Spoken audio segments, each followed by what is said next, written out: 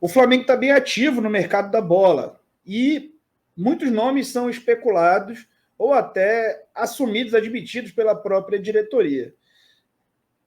Muito se fala que Gerson está próximo de um acerto e Agustín Rossi também. Também se fala sobre o argentino Alcaraz do Racing e sobre Juan Quintero, para variar. Toda janela é isso.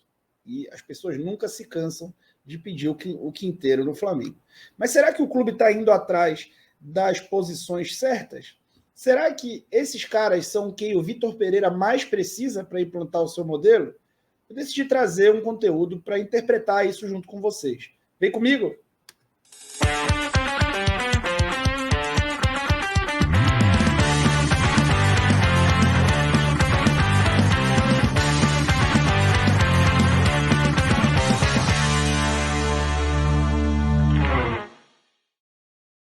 Eu vou levantar uma faixa agora aqui. Like é obrigação.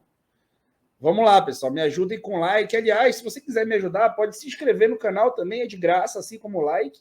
E membros do canal, caso você tenha interesse em se tornar membro, você pode clicar no link da descrição do vídeo e se tornar membro. Tem 3 níveis de filiação e todos têm os mesmos benefícios. Depende do quanto você quiser contribuir ou não para o meu trabalho. E como uma contrapartida a essa contribuição, eu faço as transmissões táticas de todos os jogos do Flamengo no ano. No ano passado, a gente fez transmissão de todos os jogos, o clube de membros tem cerca de 10 meses, e a gente transmitiu em áudio no Telegram os comentários táticos de todas as partidas. Eu te convido para fazer parte desse time de membros aí e contribuir de quebra com o meu trabalho independente. Vamos falar agora sobre essa situação. Os reforços do Flamengo suprem a principal carência que o time tem, ou as principais carências que o time tem? Vamos falar um pouco sobre isso, lembrando como que joga, né? Como que o Vitor Pereira joga normalmente. Aqui eu trouxe um aspecto bem específico do jogo, que é a saída de bola. O time do Vitor Pereira faz saída de bola com 3 ou com 4, muitas vezes, mas com 3 tem várias variações é pleonasmo, mas me perdoa por essa. O goleiro fazendo por dentro, com os zagueiros abertos, e os laterais já fazendo um posicionamento praticamente de ala ou até de ponta, fazendo a amplitude máxima do campo, muito próximos dos jogadores de ataque. E a ideia com isso é abrir, empurrar o adversário para trás e fazer os pontas correrem para longe do próprio campo de ataque. E tentar impor ali um jogo mais de imposição ali territorial. E o Flamengo precisa, para isso, ter laterais que saibam receber essa bola de lado ou de costas muito mais avançados em campo. Com o elenco de hoje, a ideia seria basicamente essa, tentando interpretar como que o Vitor Pereira deve montar o time. E aí teria Varela e Ayrton Lucas, né? Imaginando que o Felipe Luiz deve jogar bem menos do que o Ayrton nessa temporada, já jogou menos do que o Ayrton na última temporada. Uma outra opção é fazer a saída de 3 com o volante por dentro. E aí, esse volante provavelmente seria o Pulgar, né? Ou, de repente, o Thiago Maia. Mas o Pulgar é um cara que pode fazer esse trabalho, que tem realmente com bola bastante qualidade, ele lembra bastante o Arão, seja nas qualidades, seja nos defeitos. E isso, novamente, empurraria esses laterais para jogar abertos. E aí, gente, vai um ponto. Tá?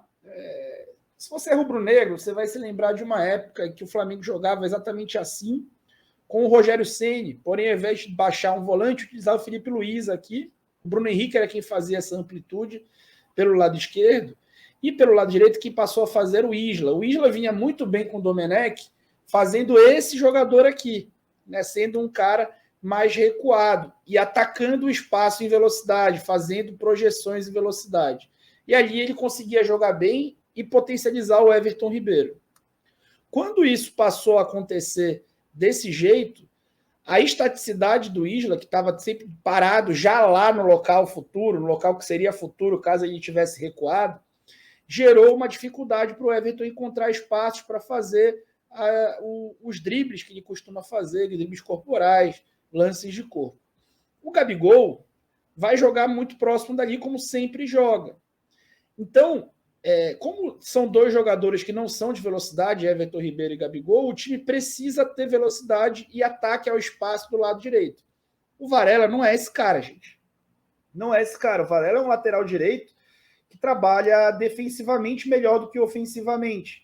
Ele até ataca a profundidade, mas ele precisa, assim como o Isla precisava, ele precisa chegar lá. Ele não pode já estar lá. Isso não irá potencializá-lo, ele não vai conseguir entregar velocidade e dinâmicas ofensivas nesse setor, e de quebra vai acabar prejudicando o futebol de Gabigol e Everton Ribeiro. Uma outra saída que o Vitor Pereira utiliza é a saída sustentada, que a gente chama, que é a que usa os dois laterais junto com os dois zagueiros nessa construção.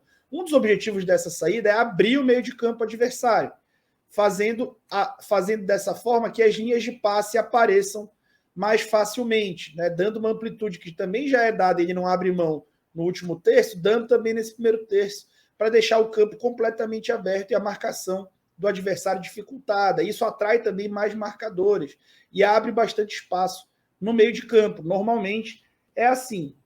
Ele fez isso no Olympiacos também fez isso no Xangai, fez isso no Corinthians, e isso gera uma contrapartida positiva defensivamente.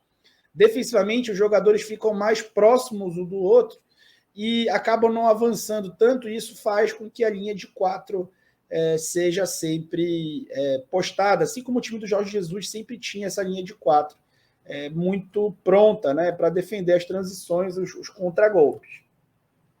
E aqui esse mesmo exemplo no Xangai. Caso isso aconteça, a ideia seria basicamente essa que está aqui. Poderia ser o Felipe Luiz aqui nesse contexto, seria menos ataque ao espaço nesse setor, embora também seja importante ter explosão, seja até mais importante ter um cara que ataque o espaço com mais força física. E aí, nesse contexto, ficaria um pouco melhor para o Varela.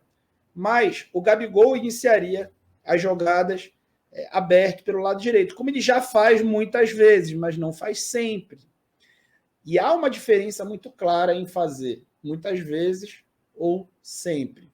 E aí Gabigol e Everton Ribeiro vão estar muito próximos em campo novamente. Dois jogadores que não são de velocidade, que precisam atacar espaço. Para poder ser criado espaço, é importante que exista a movimentação. Então vai ser imprescindível um jogo de profundidade por parte do lateral direito, muito mais do que o jogo de velocidade por parte do lateral esquerdo, porque o Arrascaeta é um jogador mais veloz do que esses dois. Então, isso, na minha opinião, grita pela necessidade de um lateral direito ou até de um ponta destro, de um ponta que possa jogar pelo lado direito de uma forma que permita que o Flamengo tenha uma mobilidade por aquele setor. Então, o que poderia acontecer? Ao invés de contratar um lateral direito, poderia contratar um ponta destro que joga pelo lado direito. Uma ideia, Lucas Moura, por exemplo. Por quê? Assim, o time continuaria organizado ofensivamente dessa forma. Quem faria a recomposição na linha de 4 seria o Ayrton, e poderia se criar uma dinâmica para não baixar um volante e sim ter o Felipe Luiz no time, né? Ou mais um zagueiro no time para preparar o time para perder a bola eventualmente nesse contexto. E aí, ele, assim como o Paulo Souza fazia na época do Bruno Henrique, não que tenha sido uma época vitoriosa, mas só lembrando da ideia de jogo, o Bruno Henrique fazia essa função aqui, e o Felipe Luiz ficava, enquanto o Isla baixava junto com a linha de 4. A ideia era fazer isso ao contrário, aqui justamente para criar uma dinâmica para colocar esses dois caras tão importantes para o Flamengo no jogo. E o Varela, repetindo, não é um jogador de profundidade. Então, o Flamengo está contratando um meia volante, que é o Gerson, que é um cara muito identificado com o time, isso é muito importante, e ele tem uma idolatria muito grande, e assim, eu acho ótima a contratação, caso ocorra. O Alcaraz talvez seja um investimento até mais a médio prazo, pensando ali no Enzo Fernandes perdido, talvez o Alcaraz seja ainda mais importante essa contratação. O Agustin Rossi também é bastante importante. Agora, por exemplo, imaginar Quinteiro, Douglas Costa, e não imaginar, apesar. E esses caras que eu mencionei, imaginar esses caras antes de pensar em ter um outro lateral, lembrando do ano muito ruim que o Mateuzinho fez, me soa um pouco não condizente com o que o treinador vai precisar. Eu imagino que o Vitor Pereira esteja fazendo parte do planejamento, mas a ideia que eu tenho, pelo menos partindo do princípio dos trabalhos pregressos do Vitor Pereira, de toda observação feita por mim, é que o Flamengo precisa investir nesse lado direito do campo, seja com lateral, seja com ponta de profundidade, seja com os dois. Afinal de contas, o Flamengo tem recursos. Uma outra posição que a gente precisa lembrar, que o Flamengo precisa ter uma opção a ela mais do que nunca, é a posição do Pedro. O Gabigol, gente, não é um reserva do Pedro.